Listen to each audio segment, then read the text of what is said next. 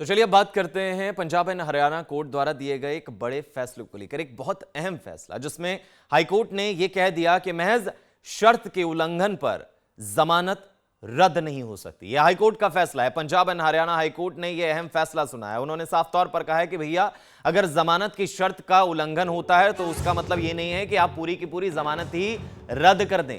ये मामला जो है वो एक महिला से जुड़ा हुआ है। मामला है एनडीपीएस से जुड़ा हुआ। एनडीपीएस मामले में महिला की जमानत रद्द करने का आदेश जो है वो हाईकोर्ट ने खारिज कर दिया है। जमानत रद्द करने की अनिवार्यता स्पष्ट करना जरूरी है, यानी कि साफ तौर पर आपको बताना होगा कि अगर आप रद्द कर रहे हैं जमानत तो उसके पीछे पुख्ता क्या कारण है। महज ये कारण नहीं होना चाहिए कि जमानत के जो रूल्स थे वो नहीं माने तो आपने उसकी जमानत ही रद्द कर दी। पंजाब हरियाणा हाईकोर्ट ने अहम फैसला सुनाते हुए यह स्पष्ट कर दिया है कि केवल जमानत की शर्त का उल्लंघन करने पर किसी आरोपी की जमानत रद्द नहीं की जा सकती।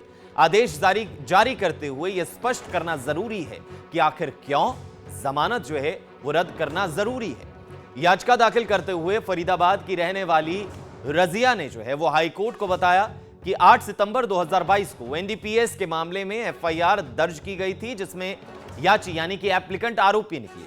इसके बाद उसे 12 अक्टूबर 2020 को अदालत ने जमानत दे दी थी और आदेश में स्पष्ट किया था कि अगर उसका नाम एनडीपीएस के किसी अन्य मामले में आया तो जमानत ऑटोमेटिकली कैंसिल हो जाएगी। इसके बाद याची यानी कि एप्लीकेंट का नाम एनडीपीएस के 2 मामलों में सामने आया और पुलिस ने जमानत रद्द करने की अर्जी जो है वो दाखिल कर दी, जिस पर पंजाब हरियाणा हाईकोर्ट का यह फैसला काफी अहम माना जा रहा है। तो चलिए अब बात करते हैं पंजाब एंड हरियाणा कोर्ट द्वारा दिए गए एक बड़े फैसले को लेकर। एक बहुत अहम फैसला जिसमें हाईकोर्ट ने यह कह दिया कि महज शर्त के उल्लंघन पर जमानत रद्द नहीं हो सकती। यह हाईकोर्ट का फैसला है। पंजाब एंड हरियाणा हाईकोर्ट ने यह अहम फैसला सुनाया। उन्होंने साफ तौर पर कहा है कि भैया अगर जमानत की शर्त का उल्लंघन होता है तो उसका मतलब यह नहीं है कि आप पूरी की पूरी जमानत ही रद्द कर दें। यह मामला जो है वो एक महिला से जुड़ा हुआ है। मामला है एनडीपीएस से जुड़ा हुआ। एनडीपीएस मामले में महिला की जमानत रद्द करने का आदेश जो है वो हाईकोर्ट ने खारिज कर दिया है। जमानत रद्द करने की अनिवार्यता स्पष्ट करना जरूरी है, यानी कि साफ तौर पर आपको बताना होगा कि अगर आप रद्द कर रहे हैं जमानत तो उसके पीछे पुख्ता क्या कारण है। महज ये कारण नहीं होना चाहिए कि जमानत के जो रूल्स थे वो नहीं माने तो आपने उसकी जमानत ही रद्द कर दी।